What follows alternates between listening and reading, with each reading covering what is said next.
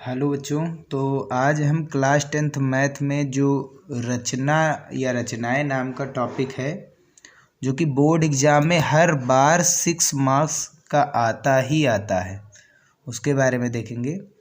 और उसमें हम जो इस रचना जो हमारे सिलेबस में है क्लास 10th मैथ में, उसमें समरूप त्रिभुज की एक रचना है, उस टॉपिक के बारे में पढ़ेंगे। ठीक है। तो यदि वीडियो में आप लोग नए आए तो वीडियो को लाइक ज़रूर कीजिएगा।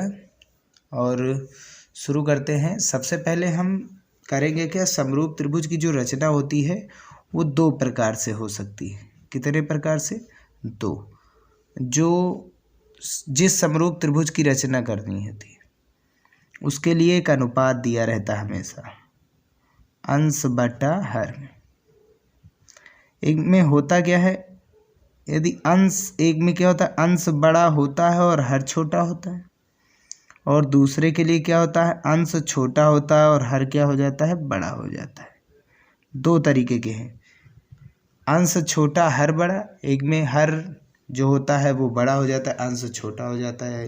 अंश छोटा होता है हर बड़ा हो जाता है, अंश बड़ा होता है हर छोटा हो जाता है। ये होते हैं ना। तो ये क्वेश्चन आते ही आते हैं। तो स्टार्ट करते हैं पहला क्वेश्चन। तो जो पहला क्वेश्चन है उसमें दिया गया एक त्रिभुज ABC बनाइए। तो एक त्रिभुज बनाना ABC, जिसमें दिया गया है BC बराबर 6 सेंटीमीटर और AB बराबर 5 सेंटीमीटर। ठीक है। एक त्रिभुज बनाना है ABC, जिसमें BC भुजा जो है 6 सेंटीमीटर है और जो AB भुजा है वो कितने सेंटीमीटर है, 5 सेंटीमीटर है। ठीक है। और साथ ही साथ दिया गया है कि जो कोण ABC है, कोण ABC वो कितना है, जो बीच में रहता है एंगल उसी का लिया जाता है। AB बीच में है ना, तो B एंगल कितना दिया गया, 60 अंश हो। फिर एक त्रिभुज की रचना कीजिए। ठीक है। तो सबसे पहला क्वेश्चन दिया गया है कि एक ABC त्रिभुज की रचना करनी, जिसमें BC 6 सेंटीमीटर दी गई है और AB 5 सेंटीमीटर दी गई है, और साथ ही साथ कोण B कितना दिया गया, 60 अंश। फिर एक दूसरे त्रिभुज की रचना करनी है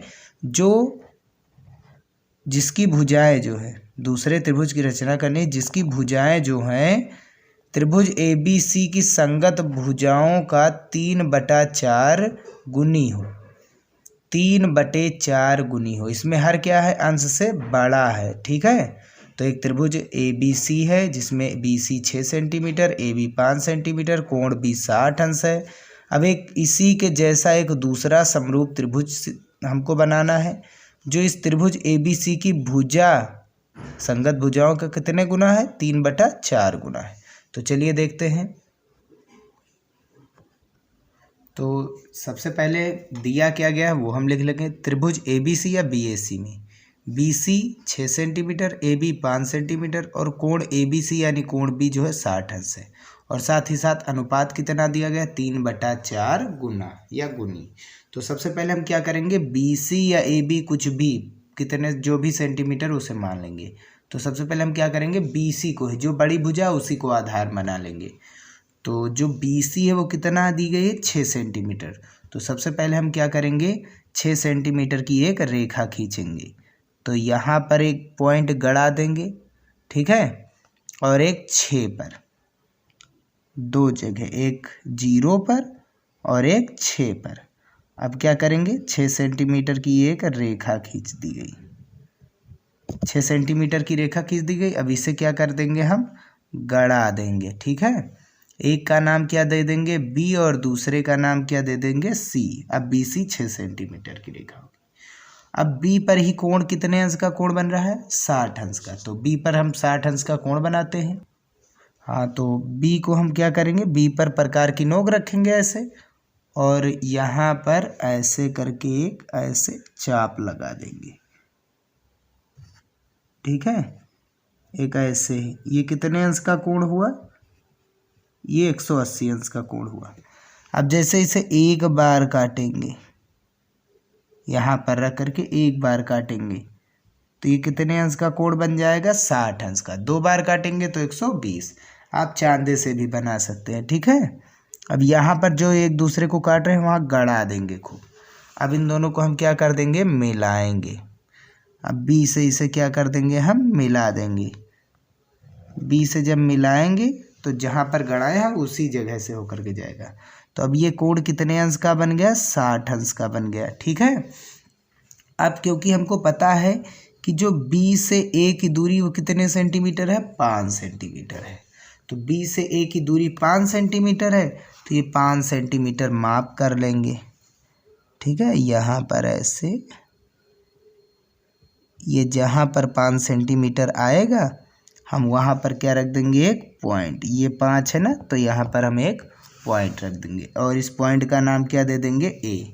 अब ए बी की लंबाई कितने सेंटीमीटर आ गई, 5 सेंटीमीटर आ गई। अब हम करेंगे क्या, इसे सी से मिला देंगे। हमारा सबसे पहले काम होगा क्या इसमें, कि जो त्रिभुज ए बी सी है वो बनाएंगे। अब हमारा त्रिभुज ए बी सी बन करके तैयार हो गया। ठीक है। अब हम क्या करेंगे, इसके आगे जब ये कंप्लीट हो जाएगा, अब हम इसी के जैसा, ठीक है, इसी त्रिभुज ए बी सी के जैसा एक हम 3/4 गुना, ये 3/4 अनुपात वाला दूसरा त्रिभुज बनाएंगे। ठीक है। तो हम करेंगे क्या, इसमें करना कुछ नहीं है, बी से एक न्यून कोण करके, मतलब सीधी नहीं, 90 अंश से कम करके एक रेखा खींचनी है। ठीक है, एक रेखा खींच देंगे। फिर इसके बाद हम करेंगे क्या, अब जो चाप दिया गया यानी अनुपात दिया गया है जो, उसी के द्वारा हम देखेंगे कि टोटल अंश और हर में जो संख्या दी गई है वो है कितनी। तो 3/4 है, तो बड़ी कौन सी है, 4। तो यहाँ पर हम चाप लगाएंगे, 4 चाप लगाएंगे। कितने चाप लगाएंगे, 4। तो यहाँ पर रख करके एक ये चाप हो गया, एक समान लंबाई के चाप, ये दूसरा चाप, ये तीसरा और ये चौथा चाप हो गया। तो जहाँ जहाँ ये है उसे हम क्या कर देंगे, गड़ा देंगे पेन से। ठीक है। अब हम इसे नाम दे देंगे, क्योंकि बी के लिए है तो एक B1, B2, B3 और B4। हर में क्या है, 4 है ना, तो जो भी हर में होगा उसी को हम डायरेक्ट किससे मिला देंगे, सी से मिला देंगे। हर में चाहे जो हो उसी को हम किससे मिलाएंगे, सी से मिला देंगे। तो हर में देखो कितना था, 4 था, तो 4 को ही हम किससे मिला दिए, सी से मिला दिए। अगर 3 होता तो 3 को सी से मिला देते। ठीक है। हमको पॉइंट ज्ञात करना है, बस ये ध्यान दीजिए। अब हम क्या करेंगे, अब हम देखेंगे ये एंगल कितने अंश का बन रहा है। हमको कितने गुना लाना है, 3/4 गुना। तो 4 को तो हमने मिला दिया यहाँ पर, अब 3 को मिलाएंगे आगे। ठीक है। तो यहाँ पर हम चेक करेंगे कि कोण कितना बन रहा है। तो बी पर प्रकार की नोक रख करके ऐसे एक छोटा सा चाप लगाएंगे, छोटा या बड़ा कोई एक चाप। ऐसे ही 3/4 लाना था ना, तो 4 पर हम रख करके ये कोण पता करेंगे। जितना कोण ये बन रहा है उतना ही बी पर हमको कोण बनाना है, ये चीज़ करना है, यानी समांतर। ठीक है। तो यहाँ पर प्रकार की नोक रख करके यहाँ पर भी एक चाप लगाएंगे। जितना चाप यहाँ पर लगा है उतनी ही लंबाई का चाप यहाँ पर हमको लगाना है ना। ठीक है।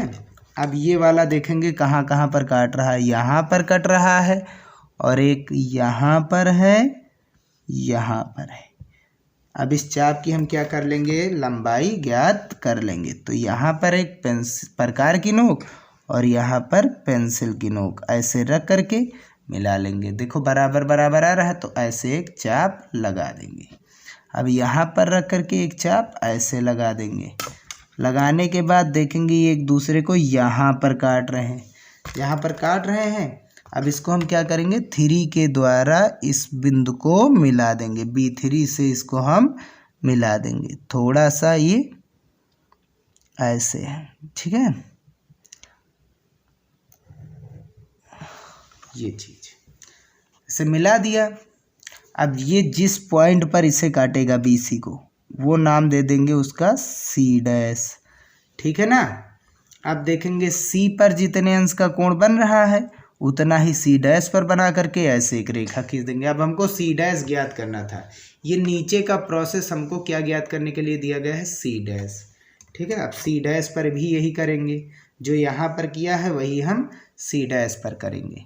तो यहाँ से एक प्रकार की नोक रख करके एक चाप ऐसे लगाया, सी डैश पर रख करके ऐसे यहाँ पर एक चाप लगाएंगे।